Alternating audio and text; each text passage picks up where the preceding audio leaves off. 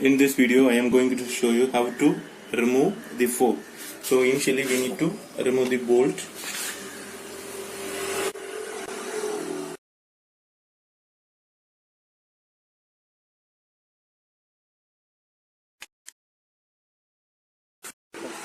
Removing this, use this tool. So here it's like an Allen key or H key. So here its size is ½ inch. Nowadays this tool is not available. So better buy a Allen key with the size of 14 mm. After that you can go for a grinding. Okay, make the size equal to 13.5 mm. So here just put it and rotate it in clockwise direction.